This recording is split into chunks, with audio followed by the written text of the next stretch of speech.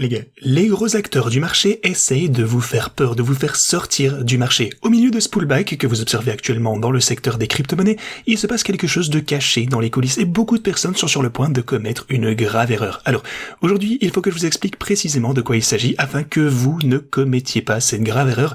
Je vais vous expliquer ce que je fais personnellement, ce que j'imagine qui pourrait arriver, mes perspectives pour le marché et bien plus encore, alors restez par ici du début jusqu'à la fin. Bienvenue à tous, je m'appelle Maxime et je vous apporte chaque jour des nouvelles vidéos en français sur la crypto. Si vous êtes nouveau sur cette chaîne, alors je suis sûr de vous abonner et d'activer la cloche dès maintenant. Ok. Comme toujours, allons droit au but. Ce que vous pouvez constater, c'est que hier, on a effectivement eu un pullback assez imposant. On est allé, en fait, exactement aussi bas que ma ligne orange aux 112 000 $. Alors, vous savez que je vous dis depuis un moment que le plus important à surveiller ici, au milieu de cette nouvelle tendance baissière, eh bien, ce sont ces niveaux de support et résistance, ces lignes oranges. Et vous pouvez voir qu'on a effectivement eu un rebond sur le premier niveau de support. La question est donc maintenant de savoir s'il s'agit d'un rebond durable qui nous permettra de remonter à partir de ce point, ou est-ce simplement temporaire? C'est normal, peut-être que ce rebond nous offre du support, mais peut-être qu'on pourrait continuer cette période de chute. Eh bien, je vais aborder ces deux scénarios dans cette vidéo, et ceci, c'est également lié à l'erreur majeure que beaucoup de personnes sont, selon moi, sur le point de commettre. Alors, ceci étant dit, si on se penche du côté de l'Ethereum, vous pouvez constater qu'en fait, il a toujours l'air relativement solide. Alors, certes, on a eu un pullback, mais on n'est même pas descendu, pour le coup, jusque la ligne orange des 3267, qui est le prochain niveau de support. Au lieu de ceci, eh bien, on s'est un petit peu arrêté au milieu de nulle part. On a eu, eh bien, un rebond au milieu de cette tendance. On pourrait encore redescendre jusqu'à ce niveau pour le coup, si tel est le cas, eh bien je pense que ce sera un support assez solide, mais le graphe, encore une fois, le plus important, ça va être absolument énorme, ça c'est le graphe mensuel, et ça concerne les altcoins en général. Si vous prenez les altcoins actuellement, eh bien c'est toujours dans une tendance à la baisse, beaucoup des autres cryptos ont tout de même un rebond assez intéressant aujourd'hui, mais si vous observez sur la semaine, bien entendu, on constate qu'on est largement dans le rouge de tous les côtés. Certains altcoins se portent pas mal, mais en général, la tendance est négative, c'est clair. Donc le rebond actuel ne compense pas du tout les pertes qu'on a pu voir la semaine dernière, c'est normal qu'on ne descende pas en ligne droite, mais gardez ça à l'esprit. Alors, si votre portfolio est principalement composé d'altcoins, eh bien, effectivement, la situation ne s'annonce pas extrêmement favorable actuellement. En revanche, si vous investissez principalement dans le Bitcoin et certaines des cryptos majeures, peut-être Ethereum, Solana, qui ont déjà enregistré des gains importants, alors je pense que vous êtes toujours largement gagnant. Quoi qu'il en soit, cette ligne de tendance sur l'intervalle mensuel est cruciale. Il nous reste presque un mois avant la clôture de cette nouvelle chandelle, et vous pouvez voir que maintenant, on essaye de se maintenir au-dessus de ce niveau. Si on parvient à clôturer comme ceci, ce sera extrêmement positif en quelque sorte, on va pouvoir confirmer ce support. Mais voilà, c'est une tendance qui se dessine depuis 4 ou 5 ans même, je vous parle de ceci depuis un bon mois maintenant, ça va être extrêmement important. Le fait qu'on ait clôturé au-dessus, c'est déjà très encourageant, mais voilà, on va voir si on peut confirmer ce support et repartir à la hausse, mais je reste bullish. Alors, encore une fois, il n'est pas nécessaire non plus d'être 100% bullish ou 100% bearish, il faut juste savoir que des pullbacks vont toujours être à prévoir. Si vous pensez qu'on est toujours dans un marché haussier et que le pic du marché est proche, eh bien, vous savez déjà pour le coup que entre maintenant et le pic de ce marché, on va assister à des replis, mais majoritairement des périodes de hausse, donc il faut s'y préparer. Je pense tout de même qu'il y a de fortes chances que ce niveau ne tienne le coup, sinon on a les 106 500 $, et puis bien sûr cet énorme niveau psychologique des 100 000 $, ça va être extrêmement important à surveiller.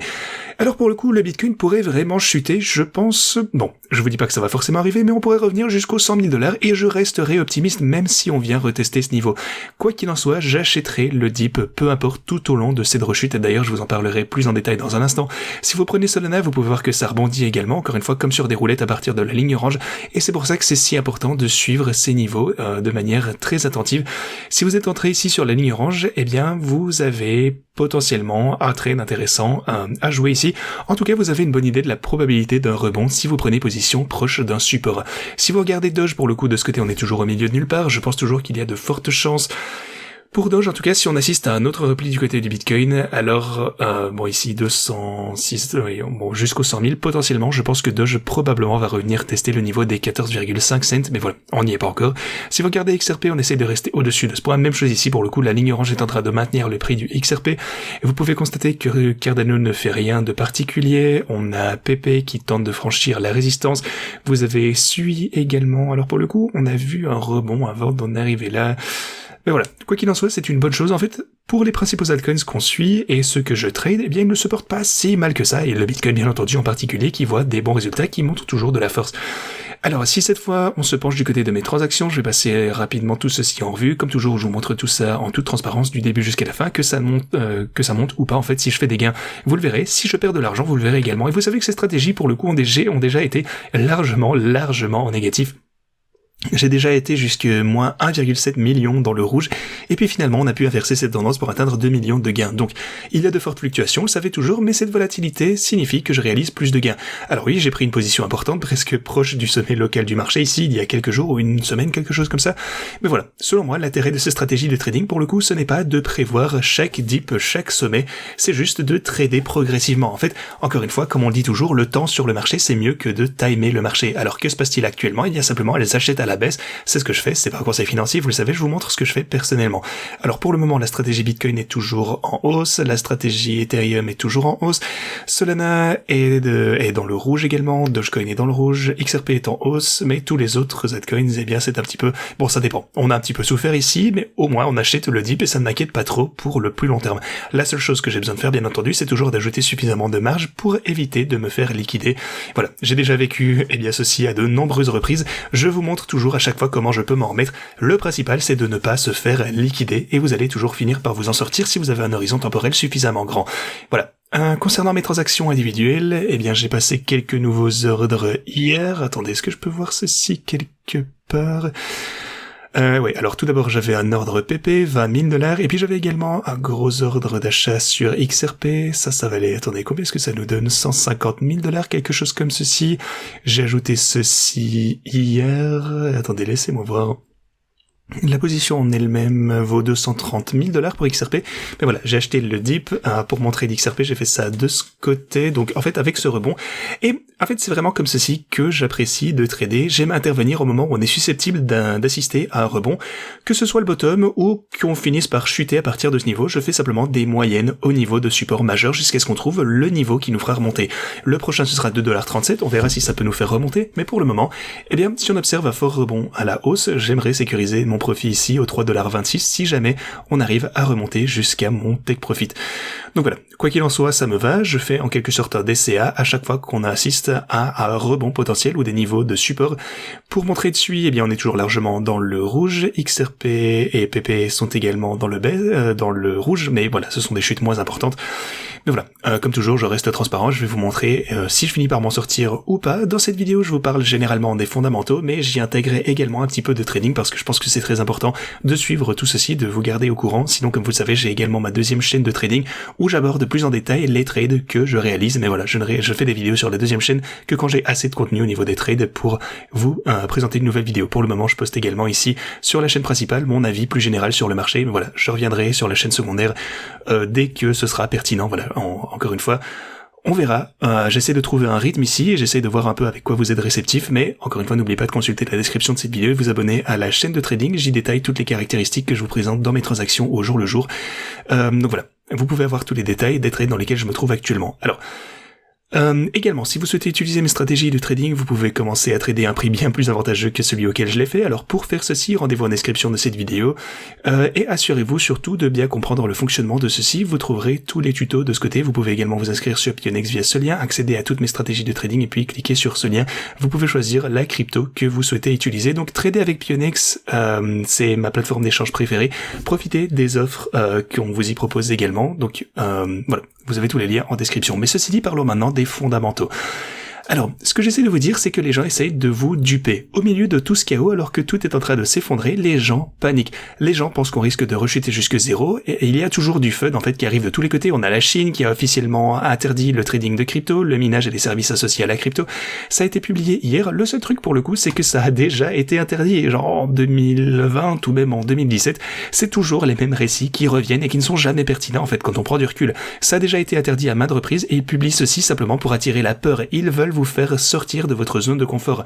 Et je vais vous expliquer pourquoi ils veulent faire ça et la grosse erreur que beaucoup de personnes s'apprêtent à commettre. La Chine a officiellement donc interdit le trading de crypto et vous pouvez voir que quelqu'un a ajouté d'ailleurs une note indiquant que c'était déjà en fait interdit depuis longtemps concrètement. Alors pourquoi est-ce qu'ils publient toutes ces nouvelles maintenant? Ils veulent juste semer la peur. Ils veulent que vous vendiez. Aussi, un autre point de FUD, de nombreux rapports ont circulé comme de quoi des pirates seraient sur le point de vendre pour l'équivalent de 14,5 milliards de dollars en Bitcoin. Pourquoi? Parce que récemment, on a découvert le pirate du pool minier de Lubian.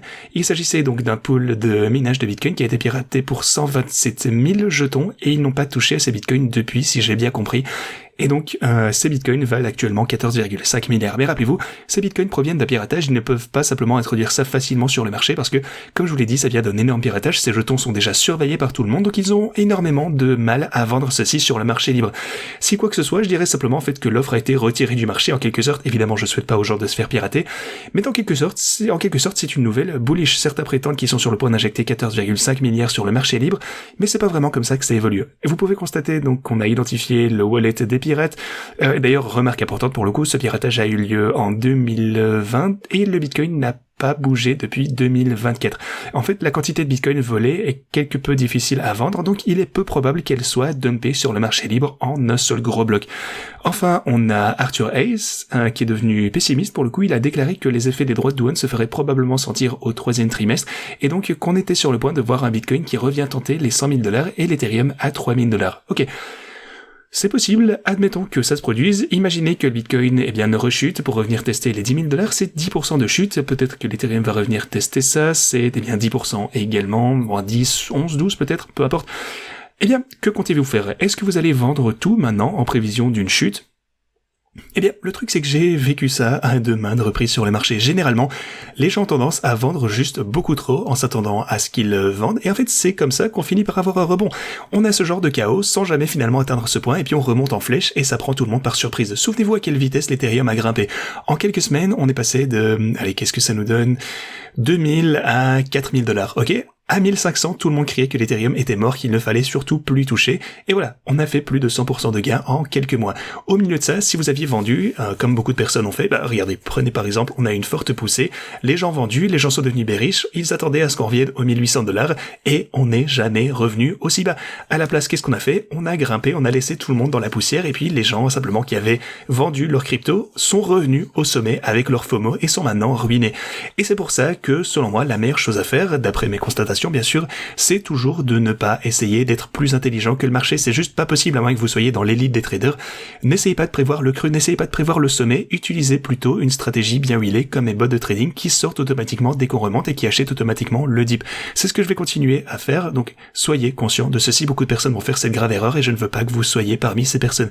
Bien sûr, chaque situation est différente. Vous avez peut-être emprunté de l'argent, peut-être que vous êtes dans une situation difficile, peut-être que vous avez besoin de cette liquidité. Seul vous, pouvez savoir ce que vous devez faire. Mais si vous vendez maintenant en prévision d'une entrée, vous risquez au minimum de rater une opportunité sur le marché. Voilà, c'est pas un conseil financier, je vous présente simplement mon opinion, ce que j'ai déjà vu à maintes reprises, et j'essaie de vous préparer pour ne pas faire de bêtes erreurs. Ceci dit, voilà ce que j'avais pour vous dans cette vidéo, merci d'avoir regardé, et je vous dis à la prochaine.